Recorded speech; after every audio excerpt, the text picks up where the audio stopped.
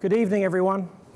My name is Nathan Richards. I'm the program head for the Maritime Heritage Program here at the UNC Coastal Studies Institute, and I'm also an associate professor in the Department of History, specifically the program in Maritime Studies at East Carolina University. I'd like to welcome you to our Science on the Sound for January, which is going to be a tag team presentation actually tonight. We're going to be talking about our work at Rodanthe. We're going to hear from Matt Wilkerson, standing right next to me here. He's the archaeology supervisor for North Carolina Department of Transportation. And this is a partnership between Coastal Studies Institute, East Carolina University, and the North Carolina Department of Transportation. What we're going to do tonight is Matt's going to start the presentation talking about the sort of prelude to the research that we ended up doing here quite recently, which was just in September of 2017. And then once he's explained the background to the project, I'm going to take over and probably talk for way too long about the work that we actually did in the lead up to that archaeological fieldwork in September, and what we've been doing since as a part of this process of assessing the Pappy's Lane wreck, which is in Rodanthe. So without further ado, Matt Wilkerson. Good evening. Thanks everybody for coming out for this presentation, and I really want to thank CSI for having this venue and making it available for us to use. And I am now looking for the pointer. Is it up here? Oh, here we go. Right. As Nathan said, I just wanted to talk a few minutes about, what it is that the Department of Transportation does, what we're responsible for, and how we go about looking at cultural resources that might be impacted by transportation projects. So we have two groups at NCDOT. One is my group, where we are going out on transportation projects trying to identify and evaluate prehistoric and historic sites to determine if they're eligible for the National Register. And tonight in the audience we have Mary Pope Furr, who manages the Historic Architecture Group, and she looks for standing structures or historic structures and landscapes to see if they're eligible for the National Register. And the easy way that folks don't mix us up is I'm below ground and underwater, and Mary Pope's stuff is pretty much above ground, although there is some overlap. So, I said we evaluate resources for eligibility to the National Register. So what is that exactly? Well, the National Register of Historic Places is the federal government's list of districts, sites, buildings, structures, and objects deemed worthy of preservation for their historic significance. And, how do we go about doing that? One of the first things we do is it old enough? And generally accepted cutoff for consideration is 50 years.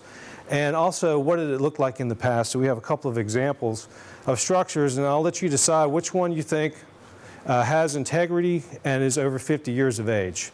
So you can talk amongst yourselves. I'm pretty sure most folks would reach the conclusion that the one on the right may be old, but it probably doesn't look like it did in the past, right? The other things that we try to establish when we're trying to assess the significance of resources we might have in transportation project areas are these broad patterns. Is the resource we're looking at associated with events, activities, or developments, important people? Does it have the potential to yield information? And here's just a few examples of resources we have looked at in the past. Really, it's mainly the two, one on the left and one on the right. The gentleman in the period dress is standing and it looks like just sort of a ditch line, right? Well, actually, that is a historic road trace out in the western part of North Carolina that was associated with the Revolutionary War. The gentleman in the middle was a captain that was associated with some resources that were actually located in a different state. But again, it just shows that it's not always just the objects. There can be individuals that are associated with those resources that might lead us to think that they may be significant or eligible for that register. The one on the right is an engineering building that I believe was located outside of Winston-Salem. And again, we're looking at these resources trying to make that determination of whether they are significant or not. So, this National Register, it is the listing of places, and it places no obligation on private property owners. That is a question that we get quite frequently when we're doing our work. We basically go all across the state and talk to property owners about what information they have about resources on the property, archaeological or architectural. And a lot of times you get that question, well, there's no, it doesn't change the use of your property as a private property owner, but it does have an impact on federal agencies. So you could pretty much do anything you wanted with your property, as the slide on the left shows. And let's see if I can get this to come up. You know, once it gets into the realm of a federal project, there can be some complications. Yeah, I really like that slide. The coffee could be on my desk. So, you know, that's a little bit about the National Register. And why am I talking about a federal program? And the reason for that is we operate in conjunction with FHWA on many, many projects. We also work with permitting agencies at the federal level. And any federal agency that has an undertaking that's funded, licensed, or permitted it has to consider effects on historic properties as part of their assessment of their project. And they also have to afford the Advisory Council on Historic Preservation an opportunity to comment. So what is this 106 process for these federal undertakings? That's just one of my co-workers casually leaning up against the no trespassing sign for federal properties. Okay, there are 5 basic steps to the 106 process. This is really how we go about assessing whether sites are significant. The first step is we have to define what the undertaking is and try to establish what's called an area of potential effects. And again, it gets a little complicated. Different resources will lead you to create a different area of potential effects for consideration. Generally speaking, for archaeological resources, it is the maximum area of ground disturbance activities that might be associated with your project. For historic architecture, it can be a bit broader because you have the potential for atmospheric impacts. You can have increases in decibel levels that can impact a resource. So that can broaden out the area that you may need to look for historic properties that may be within your transportation project area. So the next step, you've got your area of potential effects. For me, again, it's usually the maximum extent of ground disturbance activities. So you go out and you identify historic properties or properties that you want to evaluate for consideration for eligibility to the National Register. And there are all sorts of guidelines in North Carolina, accepted methodologies to do that. There's a lot of federal guidance on how to do that as well. And again, it does get back to what I mentioned before. You have certain criteria that you look at to assess if a property may be eligible for the National Register. So we've gone out, we've dug a bunch of holes, we've found sites, we're now actively looking at them to see if they are important for the information potential they may contain. And the reason I mentioned that one specifically for tonight is that is the criteria for which the Pappy's Lane wreck was determined eligible for the National Register. So a large part of our work too is consulting with property owners, the general public, individuals or organizations that may have a vested interest in a project, Native American tribes that may have an interest in seeing the results of the investigations. The State Historic Preservation Office is our primary consultation point, and each state has one that other folks who are working in their state for federal projects and even some state projects, they consult with that agency to help determine whether these resources we have identified in the project area are eligible for the National Register. So let's say we've done that. Well, what happens if we have some of these properties? Well, then you have to assess the effects your project may have on those resources, all right? And you seek to avoid and minimize, and if you cannot do either one of those to satisfy what we're trying to do as far as assessing effects, you might go to mitigation, which for archaeological work is something that we have done in part for the Pappy's Lane Wreck, which is do archaeological investigations, additional research, and a big part of this is also the public outreach, which is one of the things we're doing tonight. So, you've got your historic properties. There are 3 types of effects that you would look at relative to the Section 106 process. You can make a determination that you do have historic properties present in your project area, but they're not affected. Well, how can that be? Well, maybe your project area was really wide. You identified a historic property, and then you've shifted to one side or the other, and now it is no longer in your project limit, so you could say that that one will not be affected.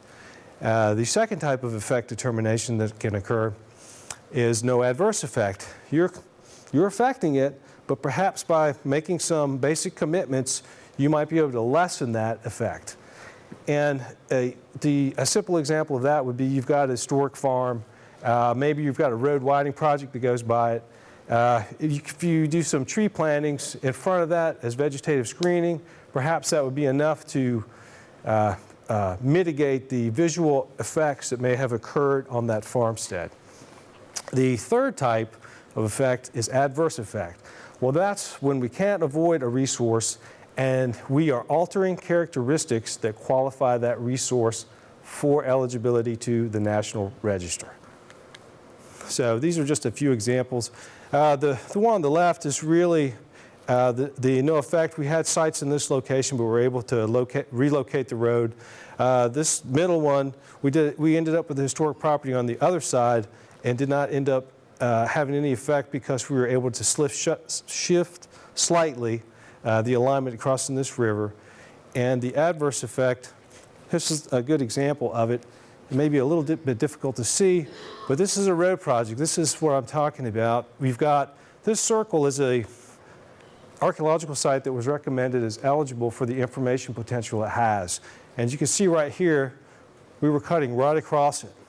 Well, since we're basically taking half of it, then that would alter the characteristics that would qualify that as eligible, and we would do, again, as part of our mitigation, data recovery investigations, and do further research and try to put this material culture that we would collect in some sort of context to help us understand other sites like that.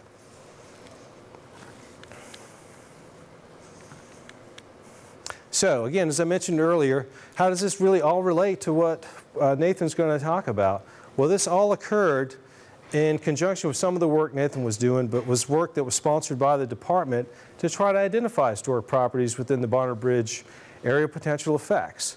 And when the dust settles in 2016, a determination was made based in part on Nathan's research and others that there is information potential for the Pappy's Lane wreck. And this is just an image, and let's see if I can get this to, if you look, you can see it. That's the outline of the actual wreck there, and this was just one of the remote sensing images that a firm completed for us as part of our attempts to determine whether this resource was eligible for the National Register.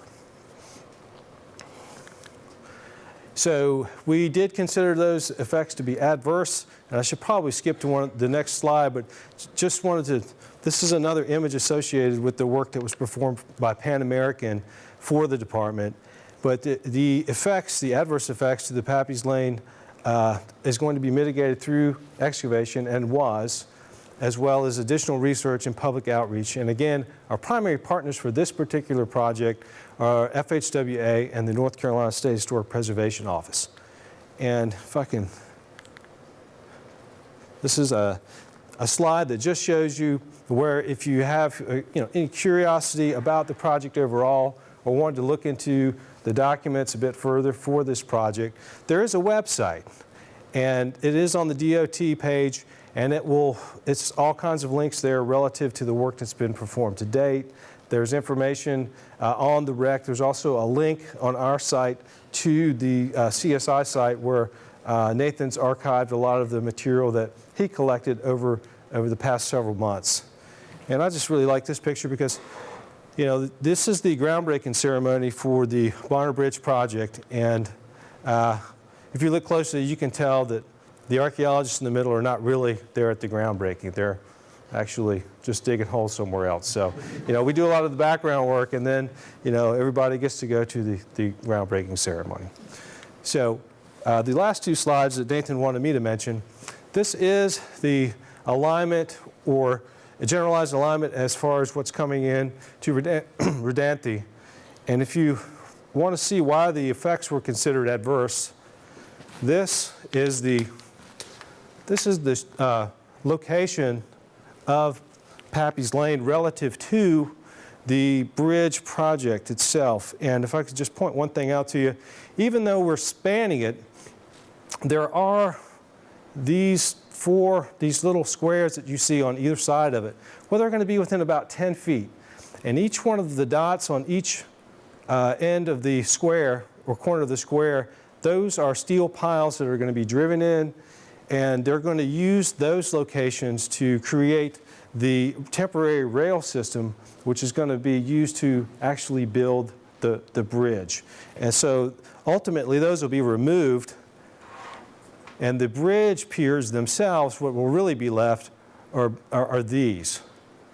So, when we were looking at this information, it was a fairly straightforward conversation to have to show that we felt that this was going to alter characteristics that would qualify this vessel or wreck as eligible, because it has some integrity and some information potential, and we thought that that would be altered by the way that this particular project was going to be constructed. I'm going to turn it over to Nathan now. Well, thank you, Matt. It's worth saying at this point that the only way we got to do this work is through the funding provided to us by the North Carolina Department of Transportation through this mitigation.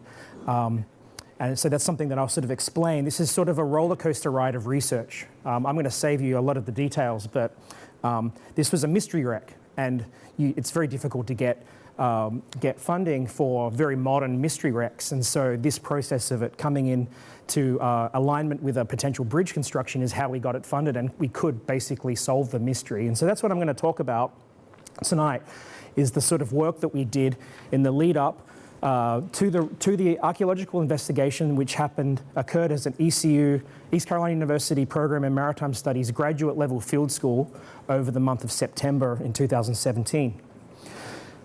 There's sort of a backstory. I've been told I can't use the word obsession. It's a very unscientific word, but I'll tell you that this became an obsession for me, because back in 2010, we were doing a different field school. We were actually studying amongst a range of different shipwrecks. We were looking at the remains of the Oriental off of P Island, which is known as the Boilers around here. Many of you probably know about it. It's a well-known surfing spot.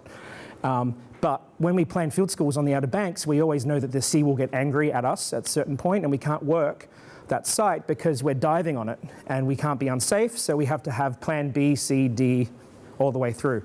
So part of my plan B was to look at cartography, right, these sort of old maps, and to see where there were wreck symbols, and to go out with my students on weather days and to see if we could use these as teaching exercises. So in one afternoon, 31st of May 2010, we got blown off of the side of the Oriental, and so we went to a wreck symbol. And we recorded it, and we didn't record it in very great detail. We had about 6 students on the site. It was very easy to access it. We accessed it through Pappy's Lane, which is why we call it the Pappy's Lane wreck. We're responsible for the name. And basically, we recorded it at about 1 foot equals 1 inch equals 5 feet. Not very good accuracy. But we provided this information to the Underwater Archaeology branch. We talked to some local people. It was surprisingly given the state number of PAS 0001, which means the first wreck reported to the Underwater Archaeology branch in all of Pamlico Sound. Pamlico Sound is an expanse of water, which just shows that very little research has been done in Pamlico Sound. At this point, we also talked to some local people. We were just curious. We were making a poster. We talked to some people at the Chickamaucomico Life-Saving Station. The station keeper at the time was James Charlet. He'd heard some stories. The stories were that this is an old gravel barge, wrecked sometime in the 1960s. It's just sort of a barge, just sort of a not very historic thing, a modern shipwreck. He had also heard another story that it was a Great Lakes steamer that had been wrecked in the area, and that it had a crane on it, and some other stories. Actually, sort of to fast forward a little bit, as we did additional oral historical research, we found a whole lot of stories about this wreck. I'll tell you some of them tonight, but we also found stories that said it was a dormitory barge used during the WPA era in the 1940s. We heard a story that it was sunk to practice attacking U-boats during the Second World War. We heard a lot of different and varied stories about the wreck. Basically, but the prominent one was that it's a gravel barge. It came ashore with a load of gravel, they salvaged the gravel, and it stayed there ever since. Not a very exciting story. However, there's a problem with that story. It doesn't look like a barge. It doesn't look like your classic first idea of a barge. Your classic first idea of a barge is a floating shoebox. Basically what we would call a scow. Right? This is actually a great example of a scow. This is one of the iron-hulled scows that was built in Newport News to help dig the Panama Canal. All right, these are vessels that are very utilitarian. They're used to load up with different materials, whether it's dredge spoil or road building material. But you can see quite clearly, this is not the same shape. So the implication is it could still be a barge, but it was probably not built as a barge. It was probably converted to a barge. This is something that some people know about, but many people don't know about, that ships don't just have one purpose. They get transformed for various different purposes through their lifespan. And some ships last, hundreds of years, or 100 years, or unless they're a museum ship, probably not hundreds of years, but they often have very long lives. And so this is potential information to say that this is a ship with a long life. And so that means, is its significance the gravel barge, or could it have another layer of significance that we've forgotten because time has passed, other functions have come to play, and that's been forgotten. So I felt that there was a layer of history here that had been forgotten. From 2014 to 2017, we were working on a different project that the North Carolina Department of Transportation funded. It was an interdisciplinary project involving basically every segment of the Coastal Studies Institute faculty here. It was focused on looking for innovative uses of dredge spoil from a proposed deepening and expansion of the Rodanthe to Stumpy Point ferry channel. And part of my job was to do a cultural resources assessment of the potential historic material within an area, a buffer zone, around the potential channel. We found, I can tell you, very exciting things like a cinder block and an abandoned paddle. That's the only things we found, not historic things. However, that brought me back into intersecting with the wreck, because it was right on the edge of the wreck. And frankly, but after surveying the seabed and finding nothing for a long time, I was about ready to do something like solve a mystery with an abandoned barge. So we started looking at this again. Part of it was because we just had difficulty identifying it. There was no story that stuck out. It was nothing very easy to get for a 1960s wreck, which is not normally the case. So there was sort of a deepening mystery. So over time, we did a lot of research, and we did a lot of dead-end research. We went down all kinds of paths for all kinds of different vessels, steam lighters. This is a Panamanian seagoing bottom dump hopper barge, lighters from the First World War, landing craft from the Second World War, and this all led us down dead-end paths. We had nothing in the historical record, or no constructional information from the historical record that could line up with the Pappy's Lane wreck. One particular lead was that we had these steel ocean-going barges built in Newport News for the Panama Canal project. We thought that was a very promising lead, but once we got blueprints, they didn't line up, so we had to throw that research away. We went down a lot of paths like this, finding research, throwing it away, finding research, throwing it away. And we were getting close to finishing the project, the interdisciplinary project, and one day a man from Hatteras Island, Mr. Mel Kavi, who does a lot of research on Hatteras Island, had given me a report about a completely different subject. But in the appendices, he has these images, and he's making an argument about how shallow Pamlico Sound is, and he says, it's so shallow, look at this ship, look at the birds. Look how it sticks out of the water. And he explained where it was, and that's the Pappy's Lane wreck. So I'd never seen a photograph of this before, and this had a lot of really interesting information in it. So just sort of tracing out a silhouette, you can notice a few different things. It has a very straight stem. What we'd call the pointiest part of the bow is very straight. We sort of see a rounded off stern, but we also notice all these features along the deck line, potential stanchions, rail stanchions, bits and bollards, things that you would tie lines to. And so this is much more information that I'd had up to that point, and it was quite exciting. I was able to talk to Mr. Kavi. He shared the photographs. I could scan them in high resolution and study them more and more, and I could go down new paths for research. That took me down another dead end ultimately, but we spent a lot of time looking at these buoy tenders, and actually we had looked at the site. We had thought at that point in time that it was perhaps a late 19th century or early 20th century wreck. And we thought that there are a range of interwar Coast Guard buoy tenders that were missing, that no one had accounted for in the historical record, that lined up with the dimensions of the Pappy's Lane wreck. So I went down another dead end of research up until the point that we planned this archaeological project, because we thought that these were quite significant ships. I should say that over that period from 2014 to 2017, another company, a company named Pan American Consultants, they're one of the companies that's been involved in the archaeological assessment attached to the Bonner Bridge project and the Bonner Bridge extension project. We were in correspondence because they were in the process of writing a report. They knew that I'd done some research on it, and they produced these fantastic images that Matt's already shown you. But this is a magnetometer survey. This is an image that shows how a metal object is disrupting the Earth's magnetic field. As you can imagine, a big iron wreck sticking out of the ocean, or out of the sound, is probably going to be a big magnetic anomaly, and that's what it's showing you here. There's a big wreck in the way, but there's also the potential for a debris field. This is a side-scan sonar image, and you can see the outline of the wreck, again highlighting that sort of elegant shape, not the box of the barge. So we had some back and forth, and they presented that this had the information potential under the for the National Register. And at that point we had conversations, and I pitched the idea of doing a field school as a part of the mitigation for the project, and that's kind of how we went to this third stage of investigation. Over this time, we wanted to start really broadly to determine what this shipwreck was, and one of the important things is to work out when was it there. I already told you that we had stories about the Great Depression being a WPA era barge, or during the Second World War, or whether it was used for testing for U-boats.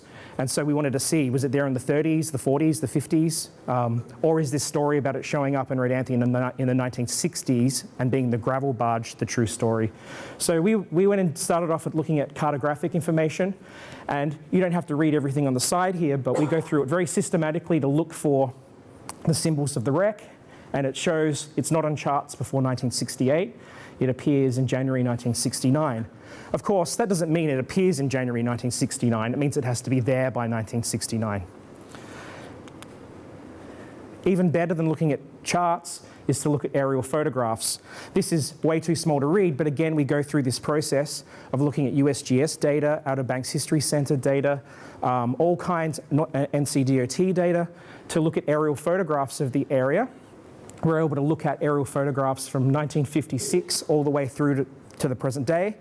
We know that it's not on aerial photographs between 1956 and 1964, and it appears quite clearly the earliest in June 1969. So again, we can sort of start to whittle down the chronological and spatial sort of aspects of when the wreck appears in Rodanthe. So we know currently that the wreck came to be at Rodanthe between the 10th of April 1964 and 4th of June 1969. The interesting thing in assessing the aerial photographs, which is actually an interesting diagnostic aspect too, is that in 1969 it's pointing in one direction, and a few months later it's pointing in another direction. If we overlay those, we know it's swung 90 degrees over a very short period of time. An archaeological interpretation of that would imply that it hasn't been there for very long. It's not a truly embedded wreck. So while the aerial photographic data can't tell us an exact date, it gives us a nice span of time and then we can sort of suggest it was towards the end of that period that it probably showed up in Rodanthe. So we can throw away a lot of these hypothetical identifications based on the oral history. It's not here in the Second World War, it's not here in the Great Depression, it shows up in the 1960s. So that lends credence to the gravel barge hypothesis. We get some other really good photographs.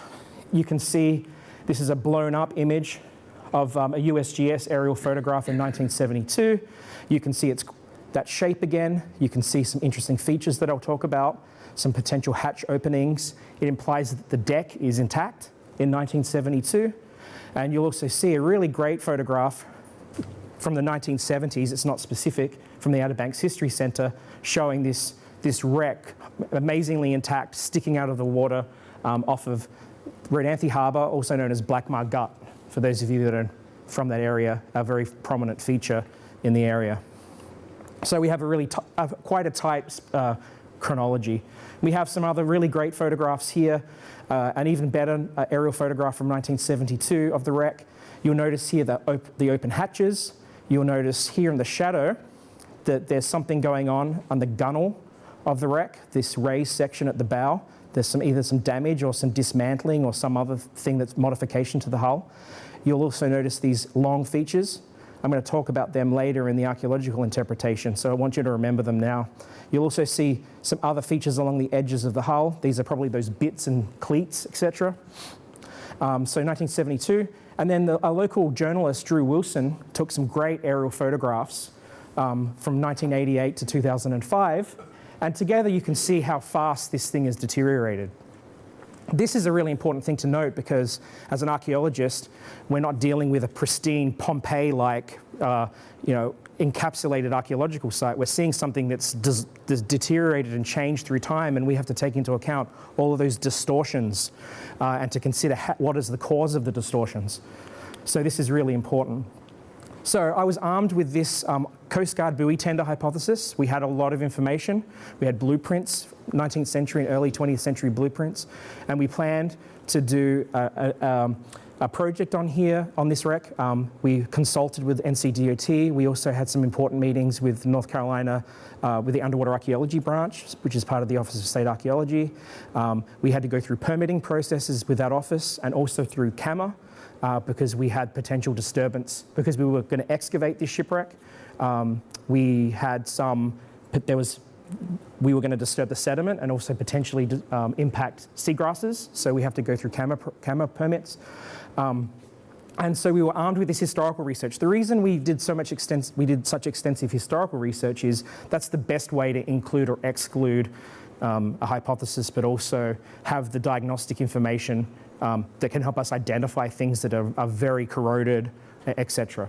So we had this plan to go and excavate 4 sections of the wreck, targeted excavation, not the kind of idea of excavating this thing and pulling it out and refloating it. Targeted excavation to pull out very specific traits of the construction of the ship. So we were going to excavate the stern and 3 cross sections and also the bow of the ship in order to determine how it was built and to help us connect it or not connect it to the historical candidates that we had knowledge of. In the end, we ended up only excavating the stern and the 3 cross sections. We found that the bow was too collapsed to do anything to extract information. So I'm going to send you through a little drone video right now so you can see the site and you can see how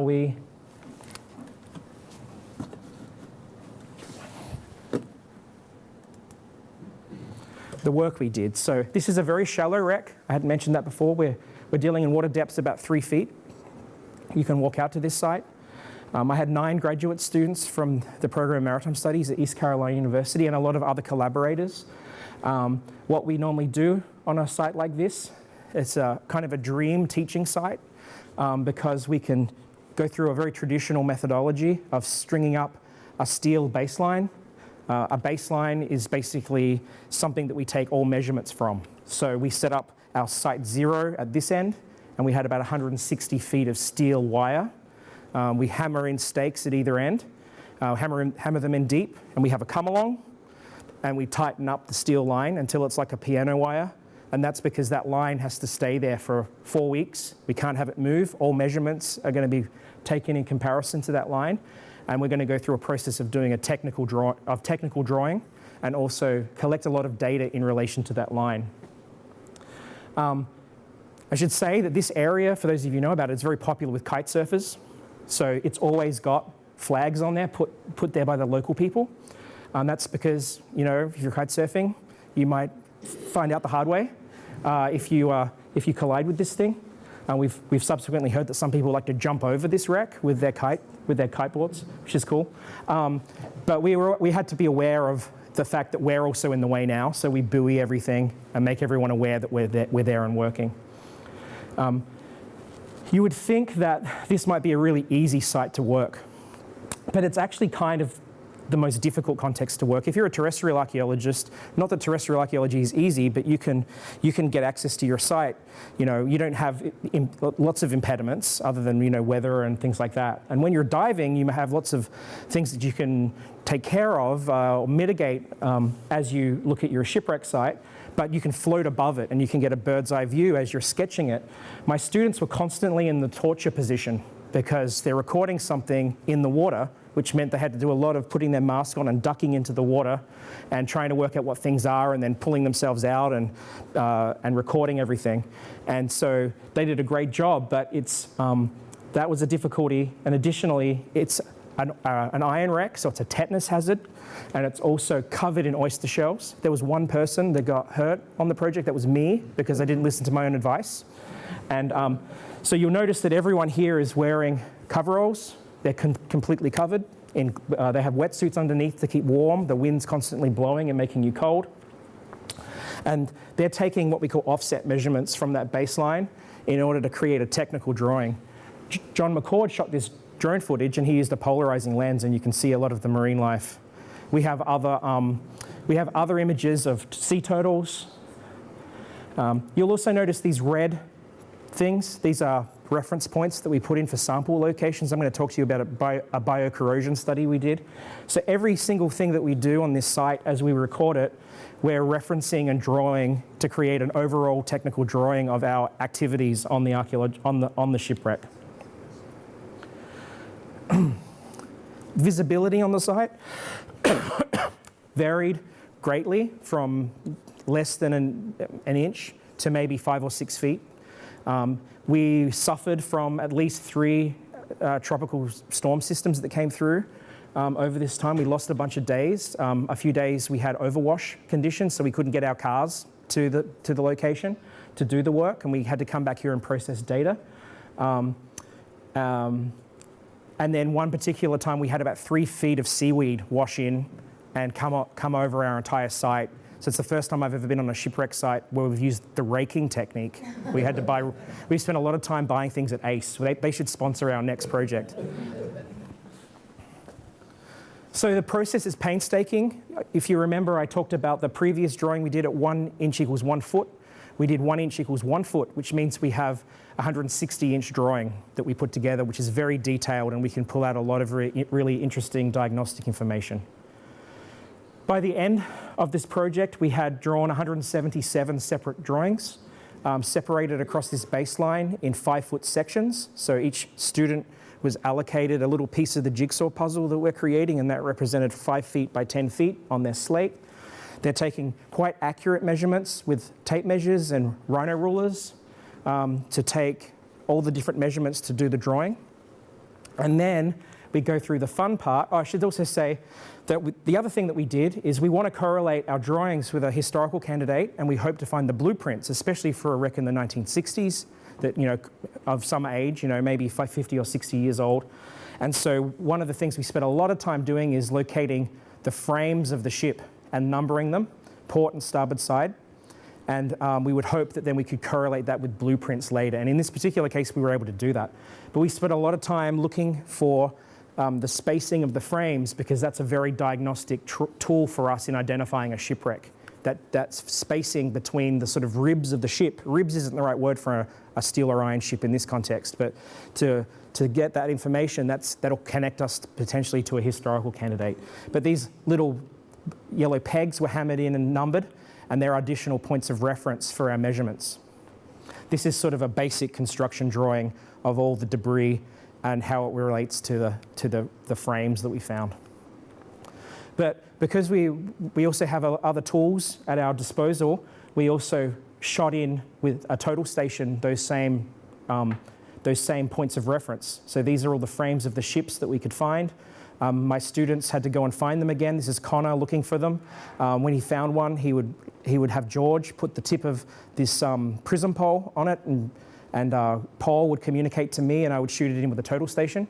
And so we end up with a three-dimensional view of those frame locations, and our hope is that then we can create a three-dimensional drawing of the site. So a lot of overlapping and complementary techniques that I could teach my students, but also would help us in the final creation of things like 3D models and stuff like that for this project. Then the students would go back to our lab here at CSI, and they would go through the very interesting collaborative process of putting the jigsaw puzzle together. Now, this isn't just like a jigsaw puzzle, because when you have a jigsaw puzzle, the pieces have been cut out for you already, and you put them in, and no one has arguments generally.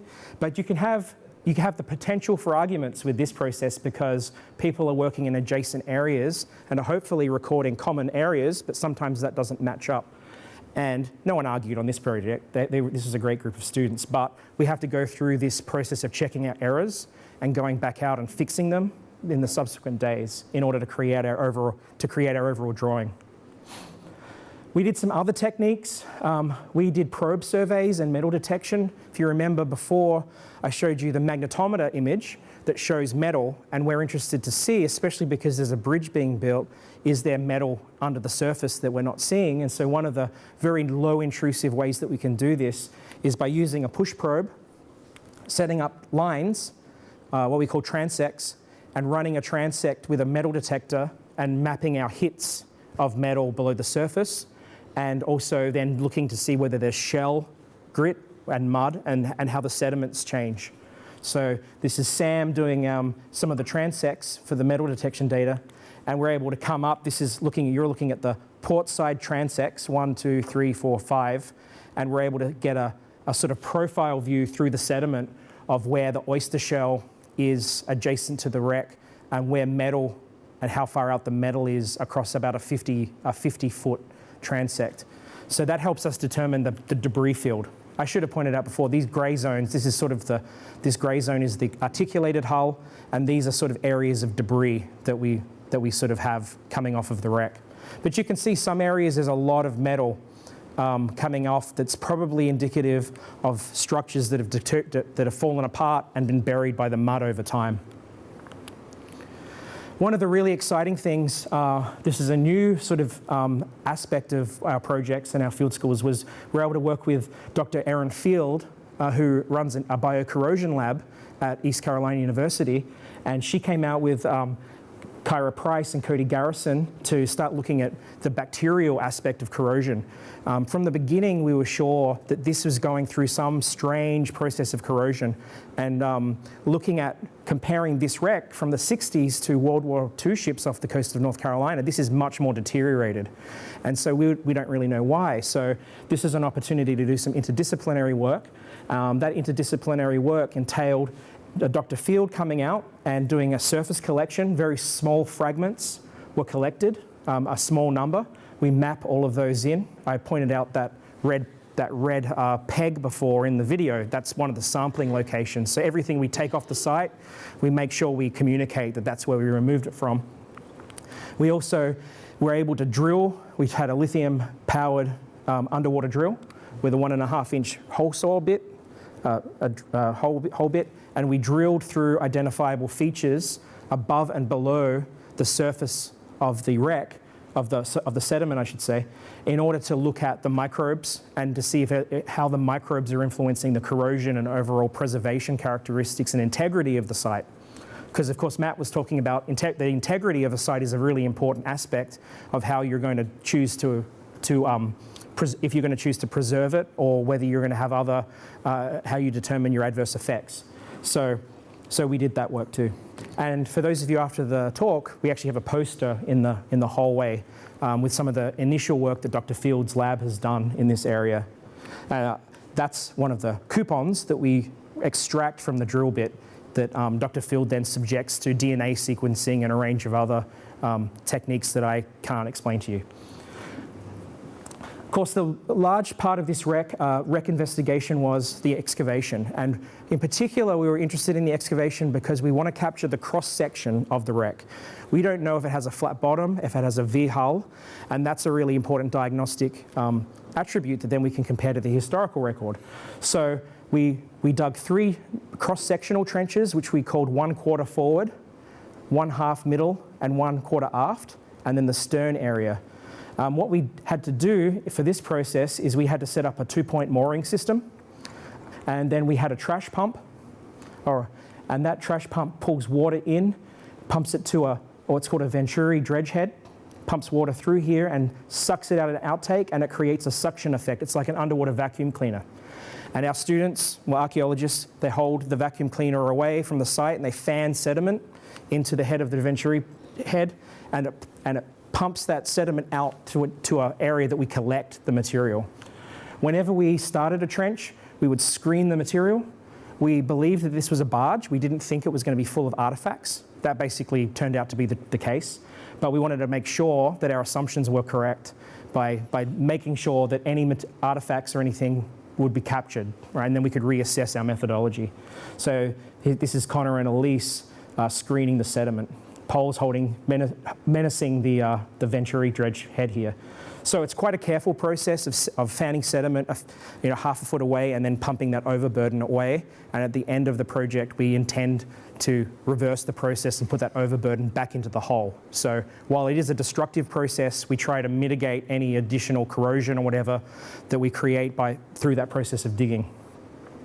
So the other thing to point out is we were permitted to excavate in these light grey zones, but because of what we discovered in the field, we only had to excavate very small areas, which are these darker polygons here, and that's what I'll talk to you about now. So this is sort of the results of the quarter forward cross-section, the forward quarter excavation. What you can see, what you're looking at here, these 2 drawings are in the same scale. One is showing you a plan view of the debris and the area that we were excavating. Right? This is the outside of the starboard side of the hull, and when we're working towards that baseline I pointed out to you before, we were able to capture the cross-section. The thing that you notice is this very flat bottom and this sort of box shape. And then there's some other debris. This was the first area we excavated, and this was probably the most interesting other than the stern. We did find one artifact. We were kind of excited. We thought it was a rat skull. It turns out to be a bird skull. We had students excavating in this section, and they dredged up in the screen the skull and a long bone. We had all kinds of ideas that this was the pet rat, we even thought a pet cat for a while, but that was a little macabre. But we didn't find anything else. And what you're looking at here, it's difficult to show this because it's not like digging a hole on land. The sediments tend to cone on you, they tend to slump. But we found here that actually the bottom of the hull had been breached and a piece of debris had punctured through. And so we could get a sort of an idea of the sediment changes through that whole area of the hull. Underneath was a very dark black sulfurous mud. And in here there was a large sort of concentration of iron bits, very deteriorated iron fragments, like this big, and other sediments. This was also very interesting because the students who were excavating it started to complain of headaches, and they said to me, "We think it smells like petroleum in here." And I kind of dismissed it to begin with. I couldn't smell it, but this becomes a really important clue later on. It's kind of like one of those exciting circumstantial links to the historical candidate later. So we were able to first see this cross-section and determine that this probably isn't a deep V ocean-going ship. This is the midsection. Again, you see this boxy shape. We couldn't dig very deep here because we discovered the top of what we thought to be a deck. This actually turns out to be the top of a ballast tank. So that's another reason we didn't do much disturbance, even though excavation is will disturb disturb and destroys evidence, really, although we record it, we didn't do that much disturbance because we were impeded by the structures themselves. So this was diagnostic for us. This is the last cross-section hull of the hull. Very boxy, impeded by lots of debris. And that debris is really all of the upper structure of the ship that's fallen in and become fragments. And it's highly fragmented. It's like a soup of iron in there. I just want to point out this other thing is, one of the features that we had is we had conduit running down the site, running all the way down the shipwreck. And that had a wire in it, and we were able to salvage a piece of the wire, and it's 20th century wire. So it tells us it's a 20th century, it's probably a 20th century wreck. But this is the smoking gun evidence. When I first started to look at this wreck, I knew that the stern was going to be very diagnostic because it's going to tell us if it has a propeller, it's going to tell us if it has 1 or 2 propellers, it's going to tell us a lot of things about the construction of the wreck. So as I was planning the excavation, I thought we would have to dig a trench that went all the way from the outside all the way into the center, basically underneath the stern of the ship. But when we got there, we found this feature, and it's basically stopped us. It said we couldn't go under the wreck. And at that point, we reassessed how the stern was made.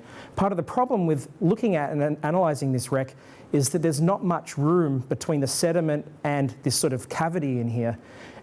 If I'd gone in there, my diving safety officer probably would have banned me from diving forever because I probably would have died in there. But which is a great way to ban someone from diving when you're dead. But what we decided to do was to excavate this feature, and what it turns out to be is a skeg. So if you look at this drawing, this is a drawing of looking at the back of the stern, you see what we've discovered is this vessel has 2 tunnels. If you know about, like, say, boats on Currituck Sound, they have tunnels that protect the propeller. This vessel had 2 propellers, and they were each in these tunnels, and the tunnels are and the edges of these tunnels have skegs, right? Basically like fin structures. Right? Imagine the fins on a surfboard. These big hollow steel structures. They also have some other features I'll talk to you about later on. But at this point, we know we have something strange, some strange function. And what it turns out to be is a very interesting development is that this turns out to be an amphibious assault craft. And the amphibious assault craft it absolutely is what's called a landing craft infantry or a landing craft support vessel. Now, I can't really do justice to these themes, and I've already talked for way too long.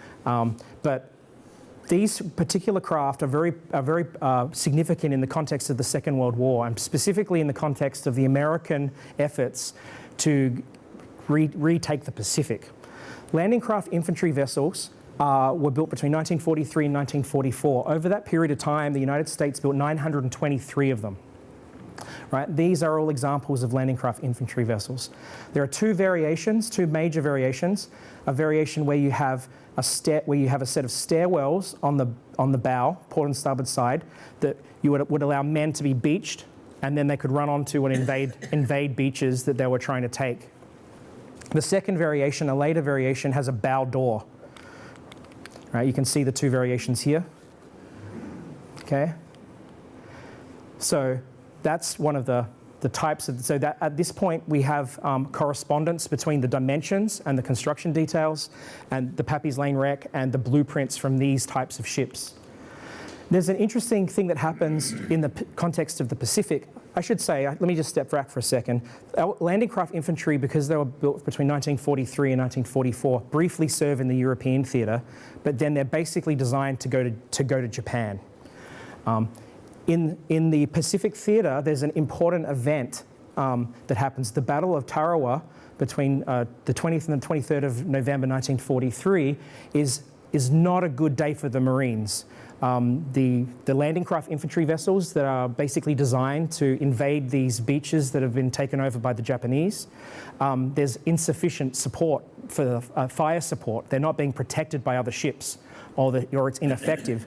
And there's a lot of men die on the beaches of Tarawa. At that point, the Allies rethink their strategy. Why isn't this working? They have big battleships and destroyers providing this fire support. to protect the men that are invading these beaches. But what they find out is one of the factors is these destroyers are shooting their projectiles like this, and those projectiles are bouncing off of buried, entrenched Japanese positions. They're ricocheting off. So they need to find a new way of providing fire support. And what they decide to do is to take the LCI blueprint and to modify them into what they call the LCI gunboats. So this is the LCI 73. You can see in its original configuration, its basic purpose is to deploy men. But what they do is they fill them up with mortars and rockets. And they create these interesting craft called LCI-Rs, LCI rockets, LCI-Ms, LCI mortars, and a range of other types. And they're more successful because they're providing better fire support for the men running onto the beaches as they make their sort of march up towards Tokyo. As they think about this modification, they come to another realization. Why do we have this combination of men running off the vessels and all this firepower? Let's just make loaded to the max close to shore warship. And they create this new variation called the Landing Craft Support, or specifically the Landing Craft Support Large Mark III. Saving you most of the details, there was a Landing Craft Support Small, Medium, Marks 1 through 3 for each variation. This vessel, as you can see, doesn't have any way to land men, but it's full to the brim of large guns and actually lots of mortars and rockets, etc. This was the vessel, because it has the same hull, it's the exact same design as the LCI, that could come in, lay down fire, blast the beach, then the LCIs would come in, they would land their men, and then the LCS would double back and provide additional fire support. At this point, the fatalities on the beaches plummet. Just to sort of show you the difference, this is an LCS, this is an LCI. Right. LCI emphasis is beaching, landing craft support is fire support for vessels like LCIs, but also other craft like LCUs. One of the things to realize is this is full to the brim with weapons. These are, many historians have noted, these are the most heavily armed warships ever built during the Second World War. There is barely room to walk without touching a weapon. Right, these you can see the spaces around gun emplacements, gun tubs, other kinds of machine guns up here near the bridge, and all these are covers for rockets. It's just maxed out. This is a 158-foot long ship full of weapons. It's basically designed to terrorize and destroy the enemy. So at the end of the project, what we know is we have a steel-hulled ship. We have dimensions that match, more or less. You know, we have a ship that's disintegrating. We have frame spacing that's exactly the same. A space between the ribs of the ship, an LCR and LCS. We have other evidence. This is, luckily for us, we have the LCS 102, which is still preserved. It was in the Thai Navy until 2006, and then it was returned to California, to Mare Island. It's still afloat. It's being preserved now. And you can see the shape. This is more or less to scale. And to point out, you see the skegs. You can see a center skeg there. And you may not notice it on this photo, but we have these pads here where this anchor frame was installed. You can also use this image to realize how much of the wreck is gone. Right? This is basically intact at the stern to this waterline.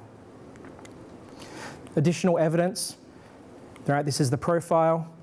And one of the things that threw me, and this is where I make my massive error, I'm advertising my error, when we looked at the wreck before, we thought we had rivets in the stern because we had these bulb shapes coming out from the plate. And I interpreted that as rivet heads. That's why I thought this was a Coast Guard buoy tender from the late 19th or early 20th century. As it turns out, because you are building these big hollow fins, you have to reinforce them with stud welds. So you open up the plates, put in reinforcing pieces of metal, and then you weld over the top and you create a bulb that looks like a rivet head. It was the only place we saw this feature was at the intact stern. We didn't find rivets anywhere else. So it turns out to be a diagnostic feature of the site type too. Right, here's an example of, it's hard to tell, but there's sort of a rivet head here. These are the skegs. This is a characteristic of the site. You can see here quite clearly those 3 pads, the stern anchor, and also you'll notice both the skegs and also the rudders. And you'll also see the tunnel here. But you see that cross-section too, how flat it is? Originally they looked like this, and then they modified them. So that's probably another interpretation for why they had to stud weld into the hull. All right, we also, when we dug it open and when the diving safety officer wasn't watching, I could get in there a little bit. He's probably watching, he knows it's a joke. But there's this tunnel feature that's got this concavity to it. And you can see that when you're up underneath here. And also there's this thing called an extension plate that you're looking at here. So you're looking at the extension plate and the portside skeg right here, and underneath here is the tunnel. The other thing that's interesting here is it's got hallmarks of mass production. You'll notice here all these lines, these boxes. Well, one of the really interesting things about the production is they were building these, the record for building one of these is 9 days. They could build these in 9 days by the end of the war because they built these shoe boxes and then they welded them together. It's fantastic, it's amazing. So we have a few other things to point out, but at this point we see some other evidence coming into play. This is a set of bits, right? You can see these on an LCI or an LCS, but this is sort of a ubiquitous kind of feature. You see these on all kinds of ships. And as we looked more, we start to see things that may or may not be from an LCS. This is a cleat. I can't find any evidence of these kinds of cleats. So this is potential evidence of modification to the hull. This is also potentially an intake for the water distillation system that they had on here. Just to reiterate, whoops, bit of a delay there. This is the LCI 653, which is a vessel that the National Park Service Habs Hare program recorded. I think it's in Alaska. These are the lines of the ship, the half breadths, and it corresponds as well with the cross section, the boxiness, the hard chine of the hull. But really, you know, I could talk more and more about this, but this is an LCI plan view of the internal deck, and this is the drawing, and you can overlay them and they match down to the frame. So we just have everything. We know functionally it's an LCI or an LCS. All right, so it's an LCR or an LCS is the bottom line, but that doesn't satisfy that sort of human desire to know the name of the ship. So we believe that we have the name of the ship now, and we believe it's the LCS 123.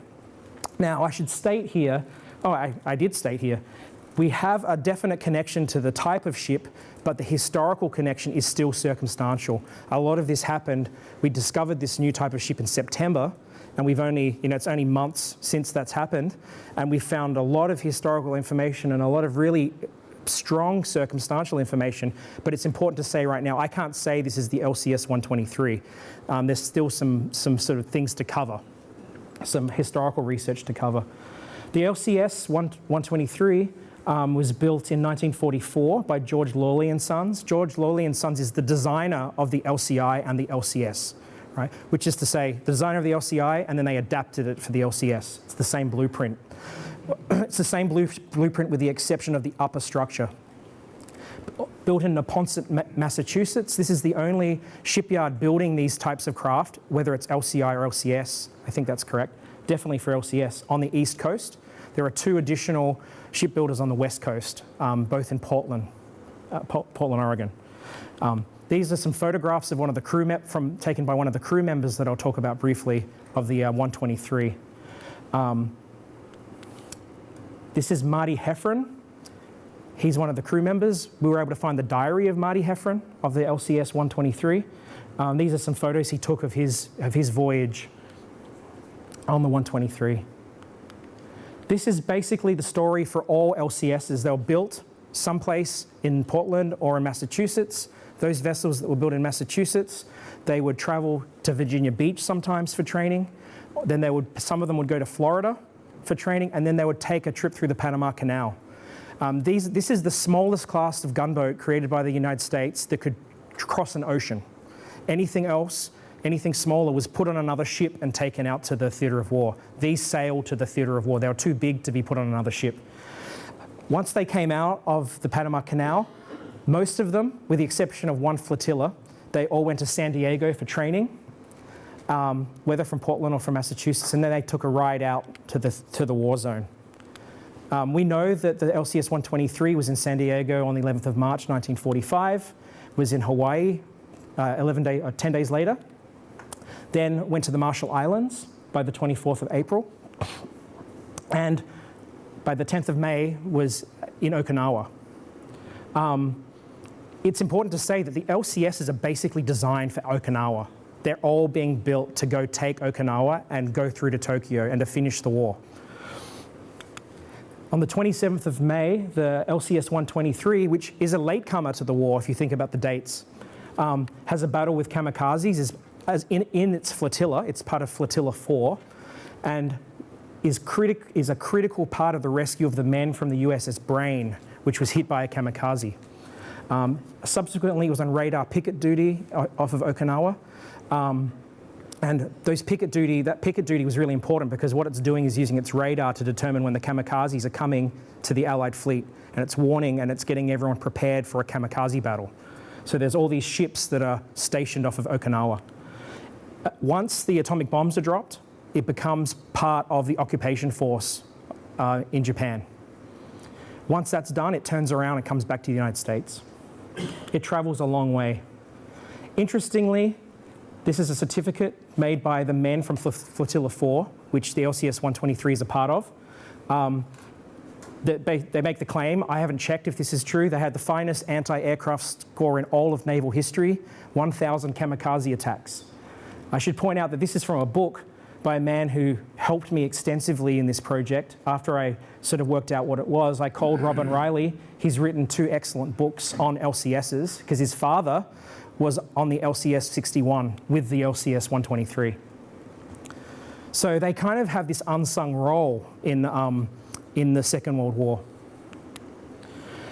All right, so the last part, I know I'm talking over here, is to just basically show you its deterioration and to talk about very briefly the other lives it has. From 44 to 47, it's used as a warship. You'll note you may not notice this, but this is an error I want to point out. This is an LCI blueprint, not an LCS blueprint, but it's my best image to show you its deterioration. So you'll notice that this is different from this up here. The LCSs had a taller sort of conning tower kind of look to them. So from 44 to 47, it's a gunboat. In 1947, it's sold. It's one of the first ones to be surplused. There's a whole history, it's a fascinating history of what happened to these craft. They were sold into foreign navies. They became the first South Vietnamese warships. They were part of the Japanese Defense Forces immediately after the war. It's a really fascinating story. In this particular case, we know that in 1947, the hull of LCS-123 was sold to a man named James Teagle in Hampton, Virginia, and it was purchased for the Hunt Oil Company. It was specifically 2 owners of the Hunt Oil Company, William Powhatan Hunt, Powhatan Hunt, and Everett Hunt purchased this, and they modified the ship with James Teagle's help to turn it into a tank barge. A tank barge is a vessel that would haul heating oil, diesel, etc., around to different locations, to different oil companies for distribution to local communities. An interesting connection is that Priscilla Delano, my girlfriend, her father owned an oil company, heating oil company, so I asked him if he had any dealings with the Hunt Oil Company, but he had a friend who did, and Mr. Bagwell provided a photo of Hunt Brothers number 12, which is the ship that took over from the Hunt Brothers number 10. Now, I'm going to show you this because you'll notice the derrick. You remember the story about the crane on the ship, right? And also you'll notice these elongated features, which are the pipes that they use to transfer oil from one bulkheaded area to another. This is a purpose-built tank barge. In the history, I was able to find the grandson of William Powhatan Hunt, and then find out that his father was still alive, William Powhatan Hunt II, who is still alive. I was able to talk to him for hours about this. He recalls them buying this, the Hunt Brothers number 10. He recalls the conversion, and he recalls it being sold out of service. So it served as a barge for hauling hydrocarbons between 1947 and 1965. it falls out of registration in 1965, and that's convenient for that chronology that I told you about before, right? It has to be there between 65 and 69. You'll see I've modified the drawing now. I've taken all that upper structure off. So the upper structure is removed, the winch is removed, bits and cleats might have been kept, the engine, rudder and propellers and the propeller shafts have all been removed, and he told me that they re-bulkheaded it. They pulled it apart and they created 8 different sections for different types of oil. That implies that they probably took the deck off. That's important for later. But he also told me about a room they built on the back of the structure. He gave me very precise details that it was 5 feet wide, 7 feet tall, 10 feet long. If you take a measurement of this structure and you give yourself a 2 foot sort of leeway, then it looks like the decking of a structure that might have been on the back here. This was where the pump was to pump the materials, to pump the hydrocarbons from one section to another. So it's good circumstantial evidence. Right. The interesting thing, I should also mention at this point, once we did some press about this project, we had all these amphibious warfare people come out of the woodwork, different organizations, especially on the West Coast. They've been invaluable in helping me interpret this information. And one thing that they told me was that the hatch orientation is flipped 90 degrees. That suggests that the deck was replaced in the bulkheading activities. All right, so it's a tank barge. We don't have very much information about it at this particular point, and it's sold out of service in '65, and now it comes to the last part of its life, and what I call the gravel barge incident comes back full circle back to that oral history. In archaeology, we have a term called lateral cycling, which is when a ship changes one function to another, but it doesn't change its structure. It's sort of repurposed. We have an interesting event that happens in 1962, and that is the 2 barges carrying gravel part their lines from their tow vessel and come ashore at Rodanthe. In looking into this, those barges are owned by the Marine Transportation Company, which was a subsidiary of the Barber Boat Works in New Bern. This led me to the Barber Boat Works collection at East Carolina University, and I was able to look at records associated with this and find out that those barges were removed, but it also showed me that in 1968 there was an insurance claim for 2 barges ashore at Rodanthe, North Carolina, and that was paid out. More research told me that the 120 continued service, and I could find no other reference to the MTC 70. A real circumstantial story here is that this could have been renamed MTC 70 at the last part of its life. Mr. Hunt told me that he recalled, and I hadn't actually told him sort of even where we were located, that he recalled that the Hunt Brothers number 10 was sold to the Daniels family of Roanoke Island sometime in around 67. The other really interesting thing that happened to us is when we were out doing this work, Mr. Midget, Bruce Midget, who's at the Rodanthe Harbour, came and talked to us, and he said he knew exactly what happened with the wreck. He said between sometime in like 1966, 2 barges had run ashore, full of gravel, well actually empty of gravel, I think he said, and then they couldn't get the barges off for the longest time. The people that wanted to get the barges off decided to get another barge and to see if they could get a better line on that barge, on those 2 barges, and pull them off the shore. And he said that's what happened. We had this old repurposed ship. We ran it ashore. They ran it ashore, and it got stuck. The other part of the story is that his father, Jethro Midget, went off and was able to refloat those 2 barges without the help of this barge that was run aground, but this one got stuck there. So this wreck isn't the gravel barge. It's the ship that was involved with the gravel barges. So again, the oral history has got truth in it, but there's a variation in the story that's associated with the gravel barge incident. The Marine Transportation Company had a fleet of barges. We know what they all look like: scows, open hulled, and also deck barges. We know their names. We've got photographs of them and the towing vessels. So we know what ones were ashore, and we know what ones were pulled off, and we know that these are not the Pappy's Lane wreck.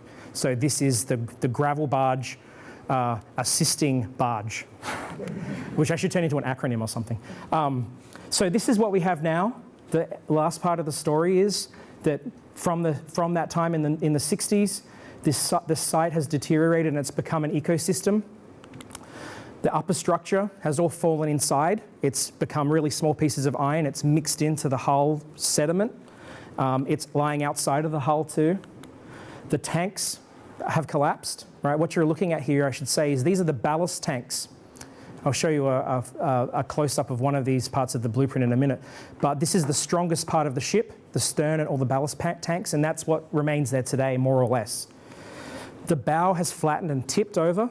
An interesting thing is that the wreck actually tips to one side, but the bow has fallen to the other side. So something has happened, and we have a story that there was a freeze in 2005 or something, and that might have been a sort of a catastrophic breaking incident. An interesting part of the story is, I remember I told you my students were complaining of the hydrocarbons, is that we had the biocorrosion scholar, Dr. Field. When she took the samples, she put them into plastic bags, and in correspondence one day she asked me if I'd noticed hydrocarbons, because she opened up the bags with the samples and it stank of petroleum. And so that's actually what led me to look into the history of the Hunt Brothers number 10, because it was a petroleum tank barge. So at that point I thought that was very, very strong evidence. However, in looking at the way that these ships were built, these are actually also ballast tanks. So potentially the students were digging through the ballast tanks when it was a warship. And so it could be remnant petroleum that seeped into the hull plates from that period of time. So this is the present day sediment level. See, if you can imagine how big the ship was before, you can see how little of it is there now. So really that brings us up to the present day. We are still in the process of finalizing the report. We've sent a draft report to the North Carolina Department of Transportation, and Matt and his staff are reviewing that. But there's a few things that we plan to continue to do. We are continuing to process data. We've started the process of 3D modeling. The LCS 102 in Mare Island has provided us with AutoCAD drawings that we're intending to make into a 3D model. This is the process of starting to lay that groundwork for the 3D model. We plan to do an additional gradiometric survey, which is a sort of a magnetometer on steroids survey, and do some historical research, because I'm still wanting to translate that circumstantial evidence into solid evidence by talking to members of the Daniels family, by continuing to talk to the Hunt family, and to see if there's a piece of evidence that will definitively will turn that the dotted lines connecting the history into a solid line, so that we can say this is the LCS 123. Finally, wrapping this up, I really want to thank my two collaborators, my primary collaborators here, John McCord, who does all the photography and all the social media, and Jason Nunn, our diving safety officer, and then the great students that I had that I loved working with. All these guys are from ECU's program Maritime Studies. We also had India Mackinson from the Outer Banks field site do all of our press release and our press interaction. She was fantastic, and they made all of the difficulties we had go by very easily. And then there's a large list of collaborators that I won't read. Outer Banks History Center helped out a lot. We had people from the Monitor National Marine Sanctuary come out. And I have to really thank the permitting agencies at the Underwater Archaeology Branch and at the Department of Environmental Quality who provided us the permits to do the work. So with that, and totally over time, I'll open it for questions.